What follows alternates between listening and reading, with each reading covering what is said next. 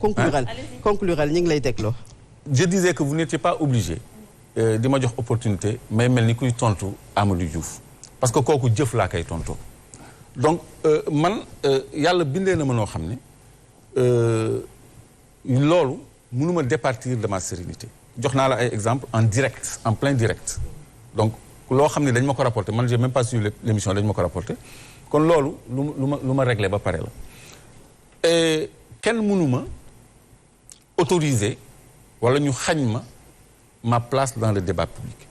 parce que man je me suis imposé dans le débat public personne ne m'a fait de la place personne ne m'a donné une place dans le débat public man maa ñëw indi fi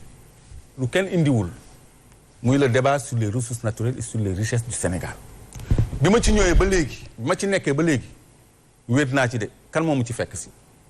kan moo fi nekk dans le débat sur les ressources naturelles c'est un désert donc loolu même bu dee ñaari sénégalais wala ñett sax renseigné naa leen enseigné naa leen ci seen ay ressources donc loolu avec des illustrations et des preuves à l'appui loolu mooy sama notoriété dans le débat public. léegi loolu leer na il faut ñu avancer aussi maa ko may sama bopp du lu ma nit di may wala lu may xañ wala lu ñu may autoriser wala lu ñu may ñàkk autoriser donc loolu je veux que ce soit très très clair. très clair léegi il faut ñu avancer ñu ngi woon ci article L31 L32 bi nga xamante ne ñu bari jàpp nañu ne war nañ ko mën a soppi pour permettre peut-être ñi nga xamante ne moom mooy Karim Wade ak Khalifa Sall mën a bokk ci élection locale yi mais également ci yenn élection yoo xamante ne war nañ ci jëm bokk na ci également parrainage bi nga xam ne du dem ci élection locale yi loolu yëpp ban jàngat nga ci am yow. waaw L31 ak L32 au-delà de Karim ak Khalifa Sall. dafay empêcher ñu bëri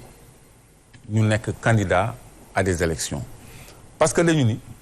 bu ñu la condamné même avec 1 mois assorti de sursis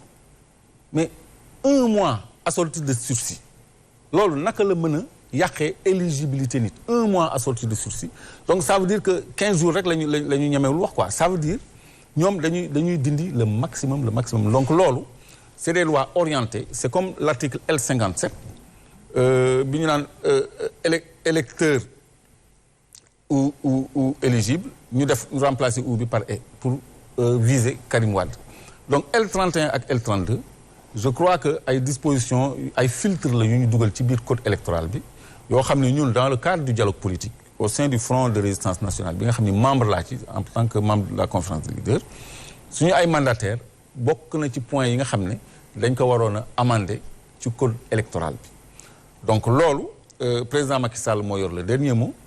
parce que les points qui ne font pas l'objet de consensus moom mooy tranché. xam ngeen ci yaakaar par rapport ak dernier mot boobu mu yor par rapport ak disposition yooyu. mais on attend la mouture de la loi parce que président Macky Sall day politique ñun ñuy politique moom il veut se maintenir au pouvoir bëgg a xañ nit ñi ñu accès au pouvoir nous on veut un changement au sommet de l'État et à l'Assemblée nationale donc dañu bëgg un jeu démocratique clair et transparent ñoom bëgguñu loolu parce que recommandation dialogue politique mais depuis février daaw lañ ko déposé seen table ñuy traîner ba délai yi di ñu xoj mais ñoom c'est leur loi liberticide là bi ñu ko bëggee jàllale bërki démboo Njaay mais dañuy def procédure d'urgence la loi sur le parrainage bi ñu ko bëgg a jàllale dañuy def vote sans débat procédure d'urgence kon léegi la loi électorale moom nee na 23 janvier la ñuy dem élection est-ce que c'est tenable parce que il faudra au préalable dégg naa tey dañ def conseil des ministres anticipé maa ngi doon xool communiqué bi mais bon tu vois pour tenir les délais mais man je doute que les délais puissent être tenus rawatina nag bu fekkee ni dañ ciy boole di dawal ay fake news gouvernement bi dafa dawal ay rumeurs comme quoi le 15 juin passé la ñu war a ouvrir les inscriptions sur les listes électorales c'était faux c'est pas possible avant le mois d'août ñoom xam nañ ko parce qu'on est tenu par des délais il y a aussi des contraintes du côté de la CEDEAO il faut 6 mois avant lépp pare donc est-ce que délais yooyu mën nañ ko tenir est-ce que conseil des ministres anticipé bi ñu def tey lundi dinañu permettre de rentrer dans les délais il va dire il a fait le maximum ce qui est sûr mooy président Macky Sall bëggul dem ay élections. yaakaar nga ñu dàqati fi élection locale yi ak li nu ko dàq lépp coow li ci bari yi. loolu moo gën a probable ma wax leen ñaar dàq élection yi bu mu leen bett ñu revenir ci élection du maire au suffrage universel direct bu mu leen bett parce que loolu arrangé tout Macky Sall yooyu ay objet de consensus la ba pare au sein de l'opposition Macky Sall da ko war a dugal ci code électoral bi maire dañ koy fal léegi au suffrage universel direct léegi arrangé tu ko parce que dans beaucoup de localités il y a beaucoup de responsables APR yoo xam ni dañuy xëccoo tête de liste léegi boo jëlee kenn teg ko tête de liste ñeneen ñi dañuy def liste parallèle wala vote sanction donc ils veulent reconduire le conseil municipal ba ñu daan voter comme ni ñu daan def après ñu def lobbying désigner ki ñuy nommer comme ça ils sauvent les meubles donc ils veulent revenir sur ça pour des raisons électoralistes kon président Macky Sall bëggul dem élection surtout qu'en 2022 bu demee élection législative il risque de perdre la majorité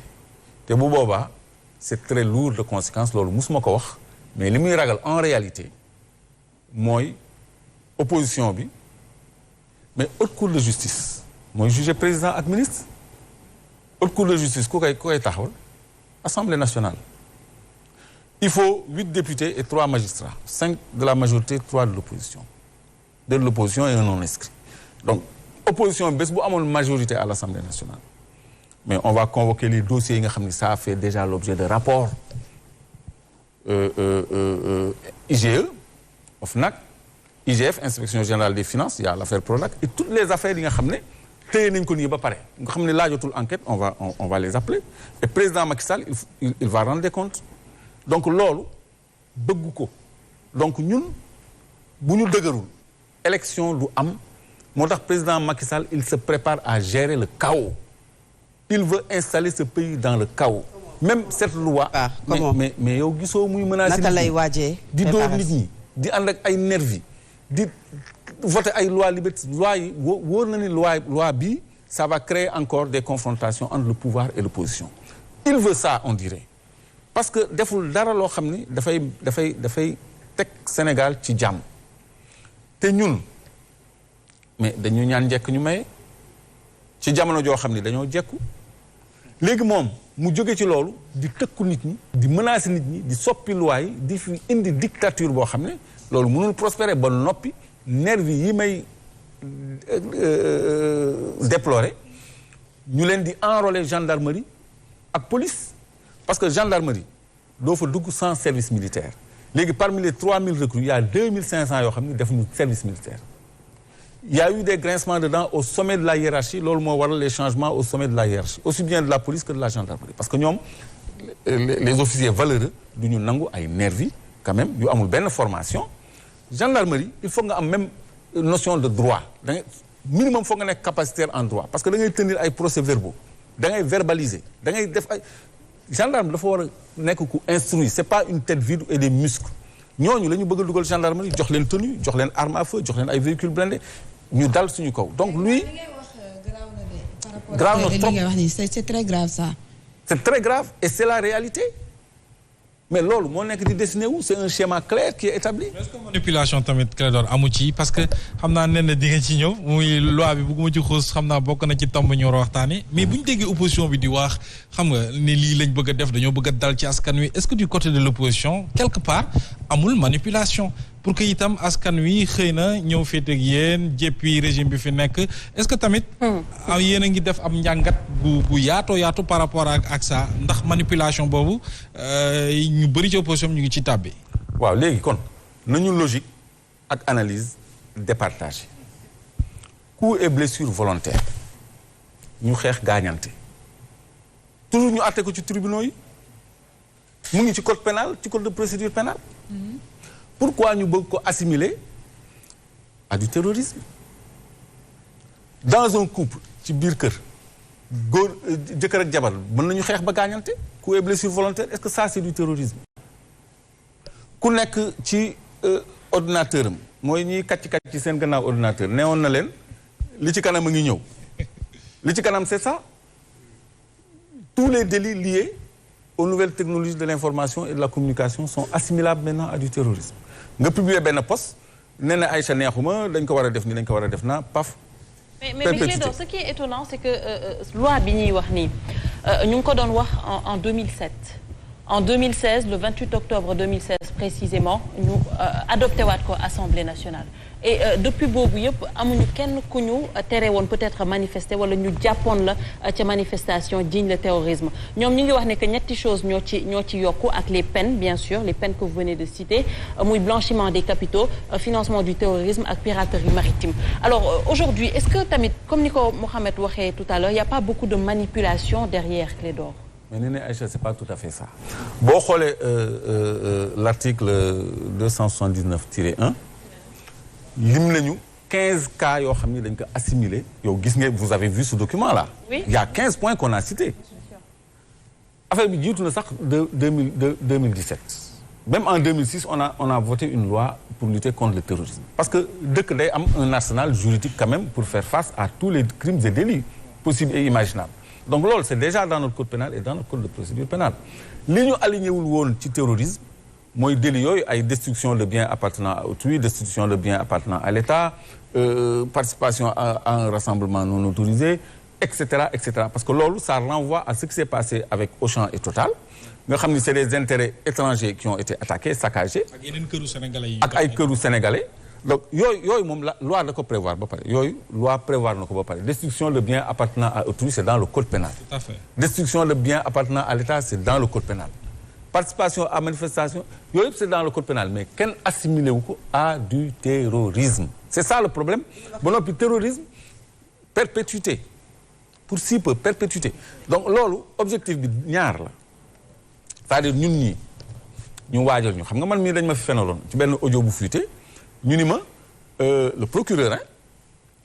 association de malfaiteurs kan mooy malfaiteur Guy Marius Sagna ak Assane Diouf kooku kenn tudd leen ci audio bi création de mouvement insurrectionnel où est le mouvement insurrectionnel